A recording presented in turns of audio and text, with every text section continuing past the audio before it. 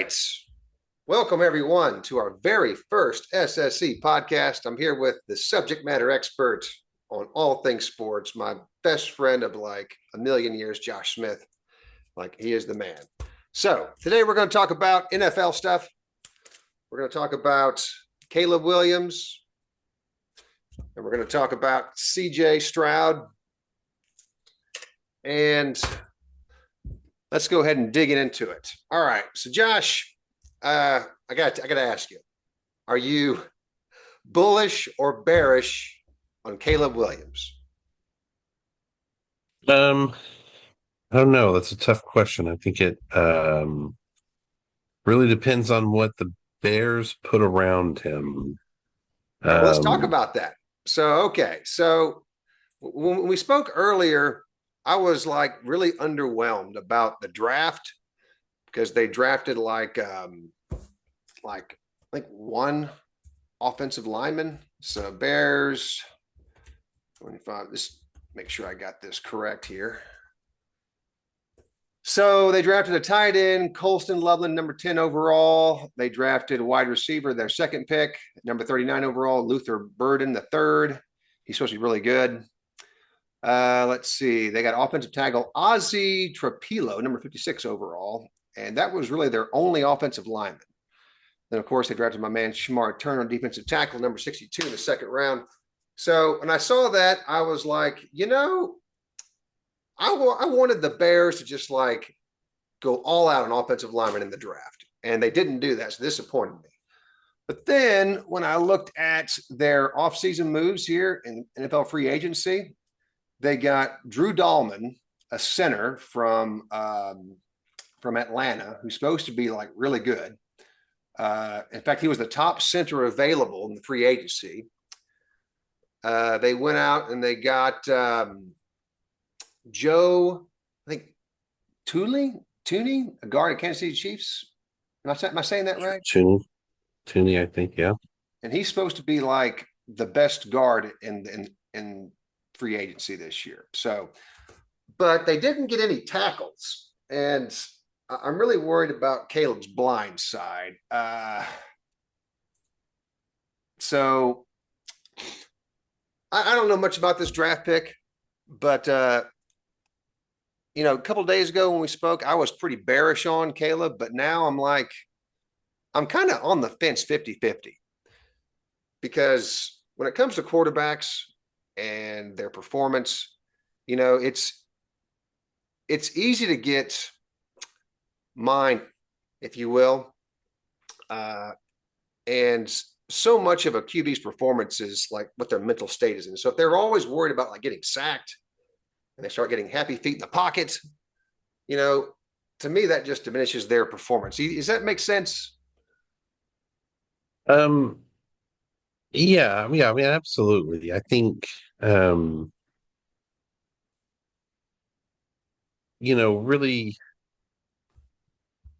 it's it's tough to take one guy and apply, that logic to everyone. So to say, there's different types of quarterbacks who are on different levels. So, right. So if we use the tiered idea, so you say there's, group one in the top tier of quarterbacks, there's really only two or three guys in the NFL, right? So you've Right. got your Mahomes, your Allen.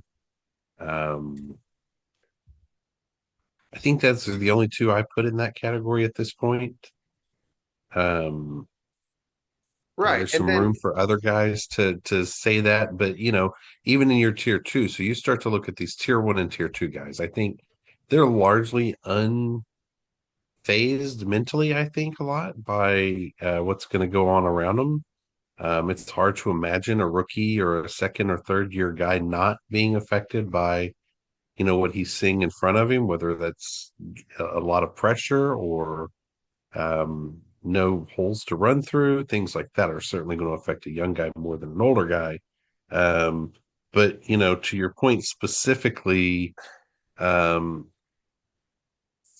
with regards to Caleb Williams, I think they just drafted a phenomenal tight end.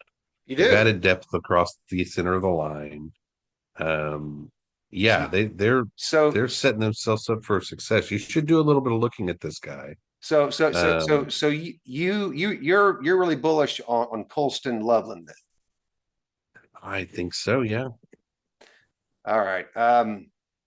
This is why I have you on here because you know more about this stuff than I do. Um, all right. He's So he's he's going to be a big addition to this team. I mean, you look at what Michigan did this year. Um, maybe not quite what they wanted to, but he was still the focal point of that offense. okay. It's not his first year being awesome. He's going to continue to grow. I think Caleb Williams got a great tool there. They've added a little along the offensive line. You know, the simple fact is he's a mobile quarterback. There may be some expectation that he's going to need to be a little bit mobile because he may not have the cleanest of pockets, but you know, you continue to add pieces for him. I think he's going to continue to succeed. Um, I mean, it's putting a faith in a Bears team. Um, has always been an issue, whether that's now or in the past. They've got, you know, a handful of great seasons, and Okay. that's Well, it. so if I compared Caleb Williams to Jaden Daniels, right? Jaden Daniels obviously had the better rookie season. So Jaden Hmm. Daniels had 3,568 yards. Caleb Williams had Hmm. 3,541 yards. So pretty close in yards. Jaden Daniels threw 25 touchdowns, 9 interceptions. Caleb threw 20 touchdowns, 6 interceptions. Had a QB rating of 87.8, while Jaden's rating was 100.1. And but if you look at how many times they were sacked, uh, Caleb Williams was sacked like way more often than Jaden was. Uh, and I was just googling Ozzie, their rookie offensive tackle, and all the reports I'm reading on him are like positive. Ozzie revelation now makes him the favorite to steal left tackle job 2 days ago. Bears rookie Ozzie prepared to play both tackle positions.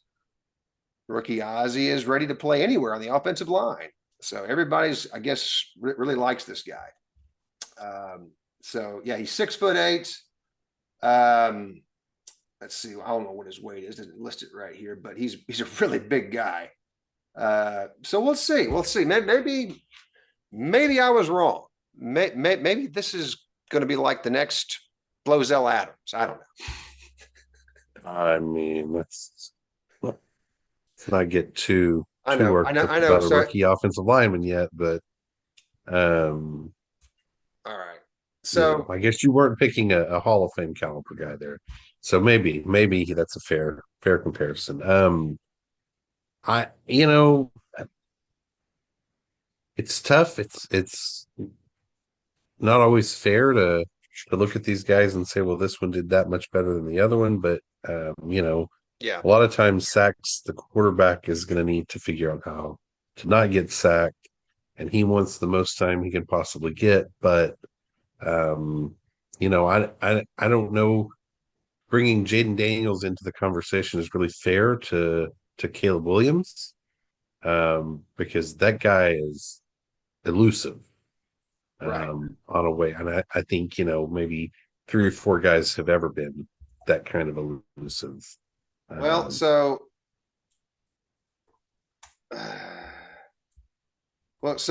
Caleb has got some. He's got some wheels too. sure, but is he, um, he's not a running quarterback, right? Because No, Caleb is a quarterback who can he's run. best in the pocket. Um, Um, all right, so right. here I'm going to get the exact. We're talking Dak, not Jalen Hurts. Yeah. He All right, can run. so Jaden Daniels was sacked 47 times last year. Caleb Williams was sacked 68 times. 21 more sacks that Caleb sustained more than Jaden. And their stats are almost side by side, really close. So I have to think that if he was sacked 21 times less, Caleb, he would have had a better rookie season than Jade. I have to think that. Sure. That's fair. Um, I mean, I don't know what to say to that. That's an obvious no-brainer. Like, yeah, if he wasn't sacked 21 more times, but he was. How many of those But he sacks were his was. fault?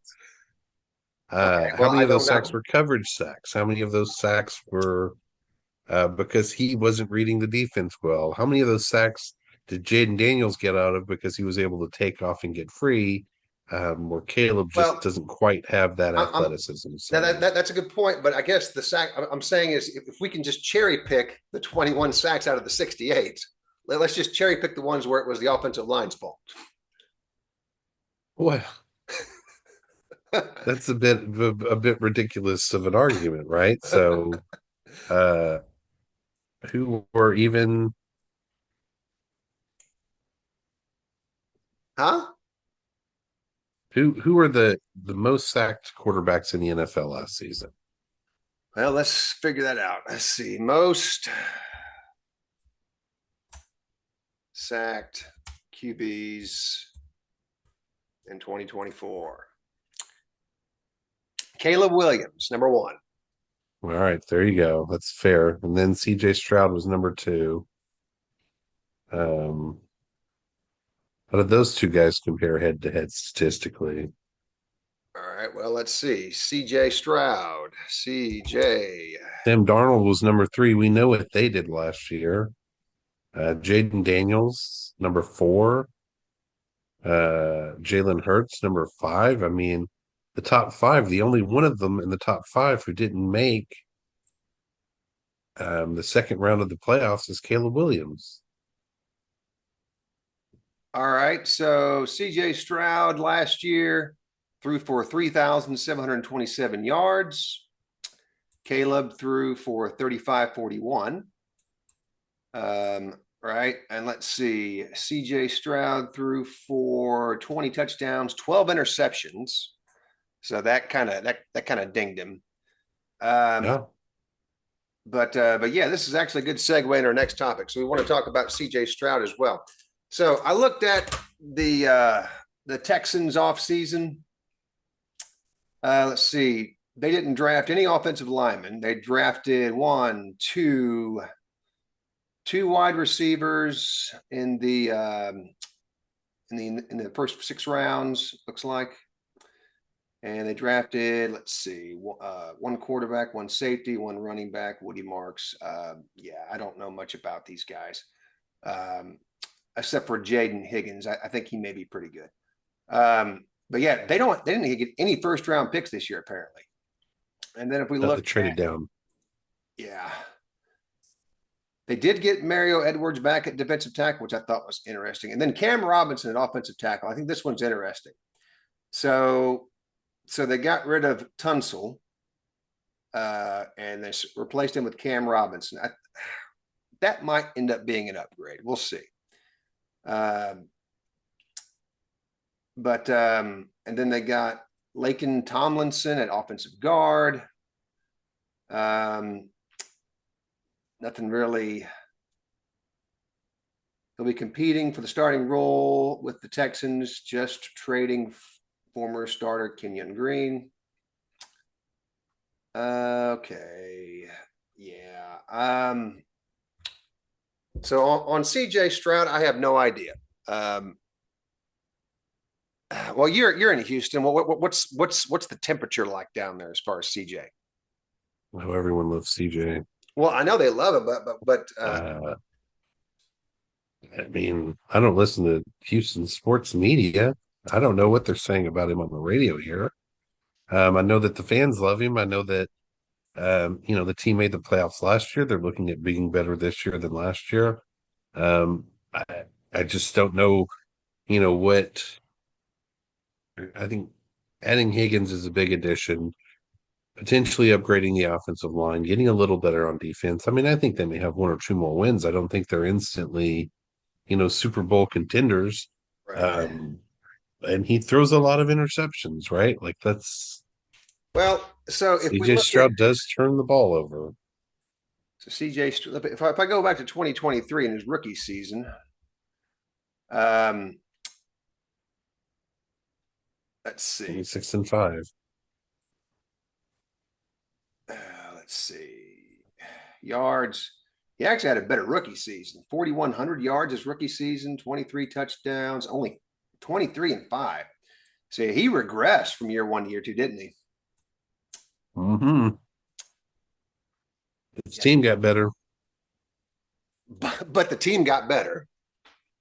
So Now that's um okay. Let's talk about that. That's another thing. Okay, so when more than anything else, this is Dwayne's theory. If the the QB position, they are judged more by victories rather than by just pure raw statistics. Is that a fair statement? oh yeah, without a doubt. I mean, you can pretty generally take the statistics out of the conversation year to year, um, and look at the proverbial eye test, um, and the wins and losses. And you look at those two things and you say, well, there's your best quarterback. The guy who won 15, 16 games is the best quarterback. The guy who threw for 4,000 yards, 25 touchdowns and two interceptions, right? Like he may not win the MVP, if his team only won 6 games. But then again, you look at like Dan Marino, you know, like a really good quarterback, didn't He really win. just didn't win the Super Bowl. He was in the playoffs. Like I think it's easy to remember him as a non-Super Bowl winner. It's a little tougher to remember him as a not. He made the playoffs. He was in the playoffs. He was leading his team to successful seasons. They just never got over the hump. And so I think there you're starting to not say, who's the best quarterback in the league right now. Nobody's saying that Jalen Hurts is the best quarterback in the NFL, but they are saying he's better than Dak Prescott because he did that. But they're not putting ahead of Mahomes or Allen or those guys. I think that he's still squarely behind them, even though his team won the Super Bowl. So, yes, statistics don't matter when they're ranking quarterbacks. Um, but, I think wins and losses aren't necessarily the end all either. Okay. So I guess what I'm going to say is on Caleb Williams, I'm going to stick with my bullish stance. I think the Bears are going to have a good season this year. I think he's going to be improved. I like their acquisitions. I also like what they did on defense. They got another really good defensive end that can complement Josh Sweat. So that'll help with the whole victory thing. On CJ Stroud, I'm kind of like a wait and see. I guess that's where I'm at. But we'll see. So yeah, real quick, let's Oh, move on. Huh? yeah, I wouldn't break the bank on either one of them. Well, so I'm gonna. I mean, if you're trying to unload a card, yeah, talk them up. But No, I'm not. No, actually, if anything, no, I think I'm actually I think they're both wait and sees. I mean, I don't know if I would say that I'm buying either one of them at this point. Um, that's just my opinion. I think they're both still have potential to be great, and neither one of them shown us enough to see that yet. all right. So you're a hold on both. Oh yeah. All right. I'm gonna be a buy on Caleb right now, and I'm gonna be a hold on CJ. That's where I'm at. Okay. Let's move on to the NBA. All right. So there's a big conspiracy theory going on right now about how the draft is rigged. Yeah, somehow, some way, with a 1% chance, the Mavericks got the first pick in the draft. How does that happen? 8%. Well, listen, I don't know. It's all as a Mavericks fan, former Mavericks fan, I don't know. Someone who has historically rooted for the Mavericks. Um, it's been a pretty awful season. And then all of a sudden it's like they've got a 1.8% chance to get the first pick. And you think, okay, so they could even slide. They're going to wind up with the 12th or 13th pick. Thank God they're going to get rid of Nico. And then boom, they win it all. It doesn't make any sense. It doesn't mathematically make any sense. It just doesn't make any sense, right? I just have a hard time believing that it's just all very luck of the draw. I don't know. It doesn't feel that it's all just here's the lottery, here's who won. Whoops, that's crazy. How did they win? It feels a little bit fixed. I think there's a lot of people who are saying that it's fixed right now. I I don't know how they would do that and get away with it historically, but I mean, you've had a handful of cases where a team has traded away an amazing talent, and then all of a sudden they've got the top pick in the draft. I think that happened with Yeah. the Hornets twice now with Chris Paul and 80 trades. And now you've got the Luka trade. And maybe those are just the three biggest names that have been traded for not a lot. Um, I don't know. Well, so speaking of Luca, I really don't know how I feel about him. The Timberwolves made uh, easy work of the Lakers. Looks like they're fixing to take care of the Warriors here in the second round just as easily. Uh, but speaking of the Timberwolves, they got a really, really good player in Anthony Edwards. Um, Yeah, without a doubt. I mean, he's been like on fire lately. He's really only had like one bad game so far, and that was game 5 against the Lakers when he only had 15 points. But he's been like lighting it up. Oh, And I not mean, just on the going into offensive end. last year's going into last year's playoffs, everybody was saying that he was I guess his comp professionally was Michael Jordan, which is just wild. I mean, let's get real. Well, so I think, yeah. But Well, this is he's so people are talking about Anthony Edwards in the same way they talked about Kobe and Jordan, right? yeah. Now, I think he's got the potential to be like that. But remember, what made Kobe and Jordan so freaking awesome was their just tenacity, this desire to want to win the game. And I just don't see that out of Ant-Man just yet. Like I see a guy just kind of, 23 years old. yeah. Well, when Kobe was 23 years old, he had 3 championships. He also had Shaq. He did have Shaq, but but Kobe wanted to freaking win. I mean, he was like I want to like rip your heart out and just like eat it in front of you, type of like mentality. Now, Yeah, but I it think there's lots of guys who are like that who win, and there's lots of guys who aren't like that who win. not in today's I NBA. Today's NBA, man, it's so Gen Z'd up. It's like it's awful. Like the ratings are down like what 30 something percent. NBA is sure, awful, sure. man, compared to the 80s Why and do you 90s. say okay? I'll give you the '90s for sure. I mean, that was the golden age of basketball, right? Well, the 80s and the 90s, yeah, those two. '80s and the '90s, yeah, yeah.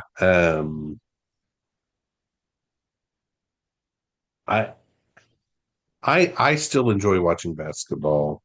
It's a little less physical. I think you're seeing that now in the playoffs where the referees are letting them play defense quite a bit, letting them really kind of abuse one another. At times, it feels like there's some pretty egregious calls that aren't being made, but historically, that's just kind of the way that they were allowed to play the game. Well, um, I'll say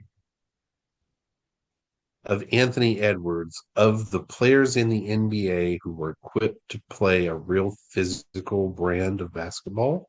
Yeah, dude's like, I'll say he's one of them. He's not the tallest guard around, yeah, he's only but 6'4", he which is by the way, just we need to talk about his height too for a minute.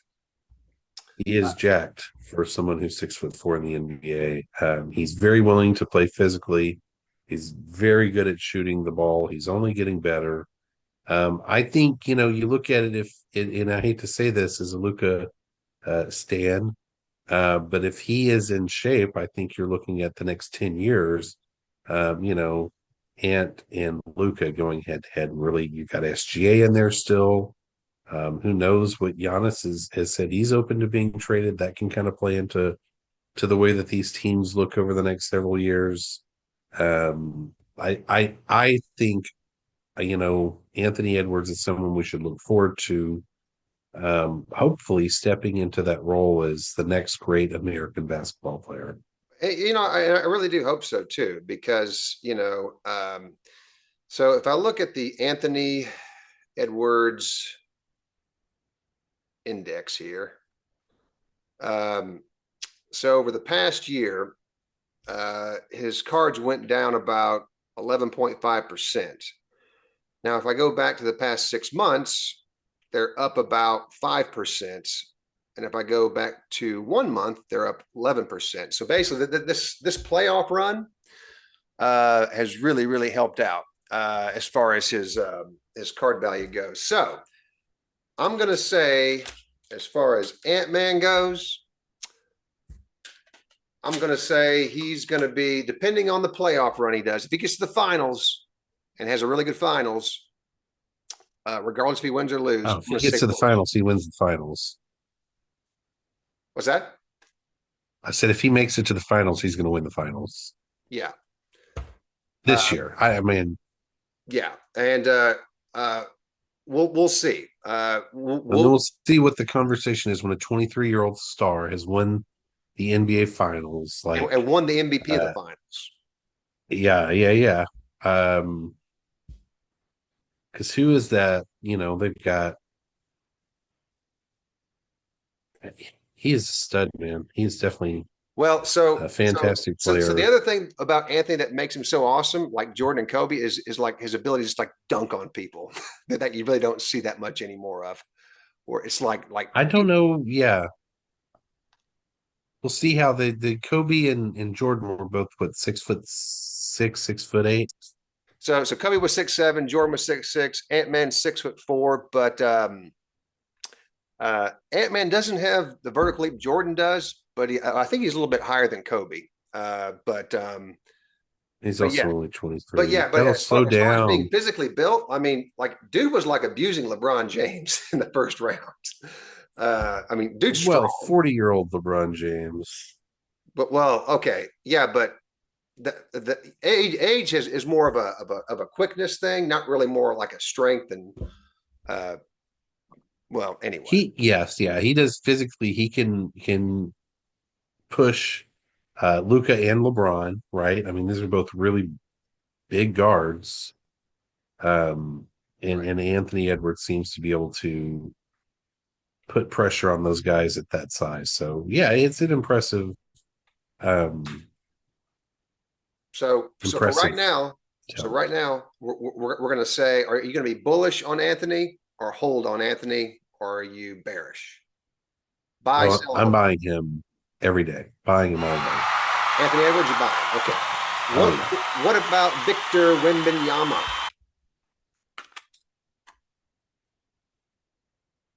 Listen, I want to know how many lanky 7-footers have lasted more than about 6 years in the NBA. Kareem Abdul-Jabbar. Yeah, but who else was in there then? Let's see. You had. Who was he going against? Well, in the 80s. Wilt, who was another one.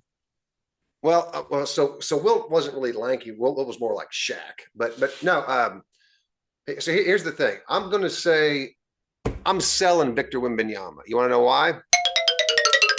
Not because of what you said, but because of what Ken Golden said the other day on an interview he gave. He goes, somebody asked him, Ken, why is it that guards, why is it that their cards typically are much more valued than, let's say, centers cards, like a Victor or a Shaq or whoever?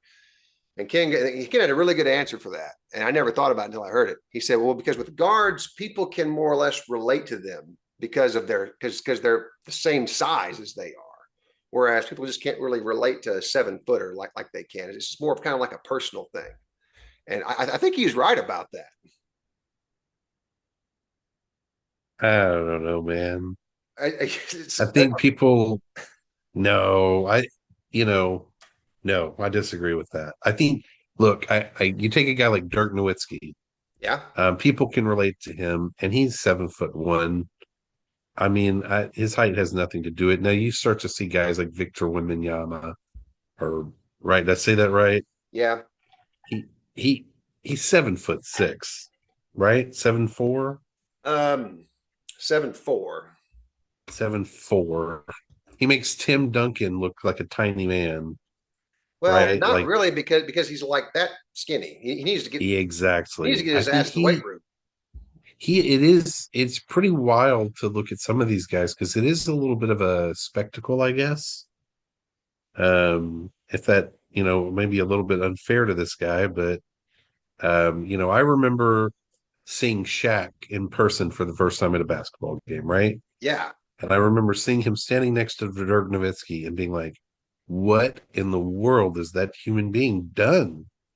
Like so big. He's so big. yeah. You said Shaq's the That he biggest I've ever makes seen in my life. like he makes 7 footers look small, right? Yeah, yeah. TV And does that may not do be him justice. no, my God, no. We went to a game. He was just there watching, and my kid saw him across the court. He goes, "Dad, you see how big that guy is?" And I was like, "Yeah, man, that's Shaquille O'Neal." Um, like he's the size of a small sedan. Um, but I think there's something to maybe if you're saying that these guys aren't relatable. Based on that, I think maybe you might start to look at it and see maybe there's that some of these guys look a little bit like zoo attractions because they're giant, tall, and lanky, and they just don't look like every other human being because they're a foot taller. It's like, oh my gosh, the guy that played for the Mavericks in the '90s, Sean Green, is that Sean no? Bradley. Sean Bradley, there you go. Sean Bradley. He Yeah, was the same way. He just didn't look like a normal human being, right? They're just so big and lanky that they stand out. They don't look like normal people. Where with Shaq, yeah, he's huge, but he's still built like a human being. Dirk is huge. He's still built like a human being. I think some of these other guys are massive and they're so tall, they're so spread out that they just don't feel like that. I could think maybe they're unrelatable in that sense, but no, I mean I think the reason that centers aren't doing as well is because they don't have the ball as much, right? Um, I mean, who's yeah. the last center who was as valuable as a guard? Shaq, Maybe Tim Duncan. maybe Well, Tim no, Duncan. no.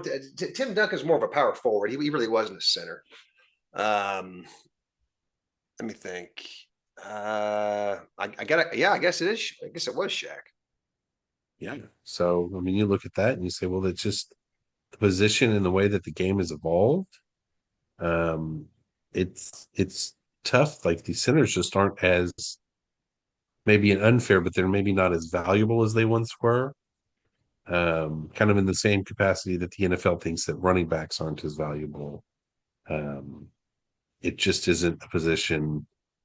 If they can't get outside, if they can't stretch the floor, they're not as noticeable. And if they're spreading the floor and they're not getting the ball, then what are they? Why are they standing out? What have they done to stand out in the crowd? So where you got the power forwards of the 2000s into the tens, um, that now the center's even less prevalent. I mean, you've got a few in the league who really stand out, but again, they're all able to get outside. They all Right. shoot threes. They're stretching the court. Their job isn't to stand in the middle and stop it up. And if there was a team that had guys who were just clogging up the middle successfully, like they did in the '90s, all of these driving kick offenses wouldn't work the way Yeah. that they do. And that's we're less than a minute away here. We got to wrap things up, but yeah, that was one of the things I really enjoyed about the '90s is like they were just like built like strong, like Alonzo Mourning, Shaq, Karl Malone, all those guys were like jacked. Even Jordan was to a certain degree, and that's one of the reasons why I really like Ant-Man is that he's got that same build. I wish the NBA would bring more of that back, A little bit of an old school but all right. attitude. So you're buying Ant-Man all day. Hmm. I'm selling Victor, and it sounds like you're selling Victor too. Yeah, I think so. All right. I'll maybe hold on for a year or two, but Yeah. I don't think he's going to be in it for the long run. All right. All right. Well, we'll talk to you later, Josh. Thanks, everyone. See ya. All right. Thanks. See ya.